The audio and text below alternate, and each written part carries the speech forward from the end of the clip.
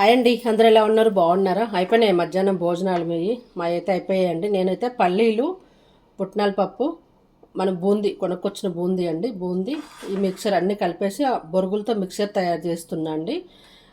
ఇది మాత్రం 2 కొనుక్కొచ్చినట్టేనండి. ఎల్లుల్లిపాయ, ఎండుమిర్చి, కరివేపాకు, పల్లీలు, పుట్నాల పప్పు.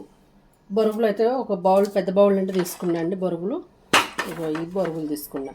ఇప్పుడు ఎన్ని కలిపేసి మొన్న నేను ఖాళీ పుట్నాల పప్పు పల్లీలతో వేయించాను కదా, ఈరోజు బూందీ ఇది వేసి వేయించుతాము. ఎన్ని వేసి వేయిస్తే చాలా బాగుంటుంది. మనం కొనుక్కొచ్చుకున్న మిక్చర్ లాగా ఉంటుంది అనమాట. ఇప్పుడు మనం స్టవ్ మీద గిన్నె పెట్టేసుకొని రెడీ చేసుకుందాము. ఆయిల్ ఎక్కితే ఎక్కువ పట్టదండి, కొంచెమే వేసుకోవాలి. ఎందుకంటే మరీ ఎక్కువ అయిపోయినా మెత్తగా ఉంటాయి. అందుకని కొద్దిగా మనకు ఏంటంటే ఎల్లుల్లిపాయలు వేగేదానికి అంతే. ఆయిల్ వేడెక్కాక ఎండుమిర్చి, ఎల్లుల్లిపాయలు, కరివేపాకు వేసేసుకుందాం.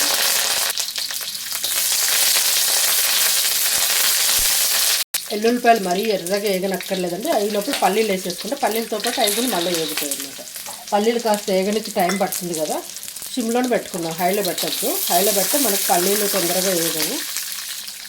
తొందరగా వేగుతాయి కానీ పైన మాడిపోతాయి, లోపల పచ్చిగా ఉంటాయి. అందుకని సిమ్లో పెట్టుకున్నామనుకో చక్కగా మనకు ఈ ఎల్లుల్లిపాయలు చూడండి, ఎల్లుల్లిపాయలు, ఎండుమిర్చి అన్నీ చక్కగా వేగుతాయి. ఈ కారం అనేది ఎండుమిర్చిలో ఇట్లా మనకు కారం మంచిగా దిగిపోతుంది. మనకు వేరే కారం వేసుకొని అక్కర్లేదు. కొంతమంది ఇంకా ఉల్లిపాయలు, అల్లం వెల్లిపాయ పేస్ట్ అన్నీ వేసుకుంటారండి, బాగానే ఉంటుంది. కాకపోతే ఎక్కువ రోజులు ఉంటే మనకు ఉల్లిపాయ వేసే లోపల కొంచెం మెత్తబడ్డట్టు అవుతాయి, అలా అని కొంచెం ఒకలాంటి స్మెల్ వస్తాయండి. అందుకని ఉల్లిపాయ వేయకుండా ఎల్లుల్లిపాయలు ఎక్కువ వేసుకుంటే ఇంకా బాగుంటుంది. నేనైతే ఓన్లీ ఎల్లుల్లిపాయ ఒకటే వేసుకున్నాను. ఒక 2 రోజులు 3 రోజులకు ఉండేటట్టు ఉంటే మాత్రం అల్లం వెల్లిపాయ పేస్ట్ వేసుకోండి.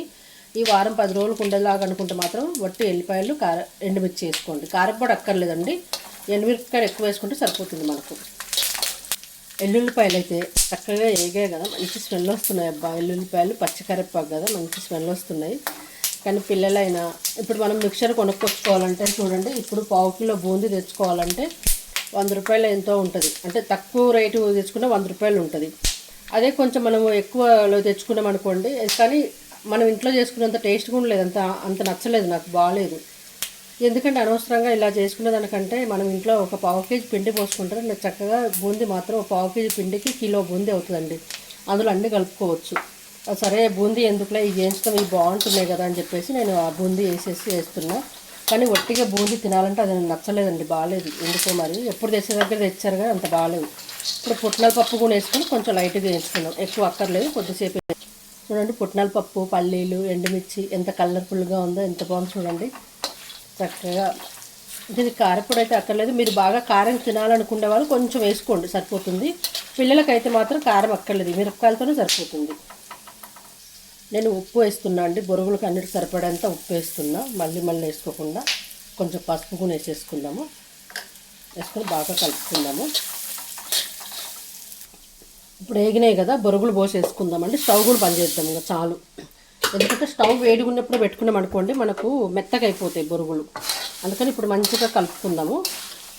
ఇప్పుడే బూందీ పోసేసుకుందాం, మళ్ళీ కలుపుకొని కాకుండా చక్కగా కలిసిపోతాయి అది కొని. దాంతోపాటు పల్లీలు అన్నీ కలిసిపోతాయి కాబట్టి ఇప్పుడు కలుపుకుందాం అన్నీ.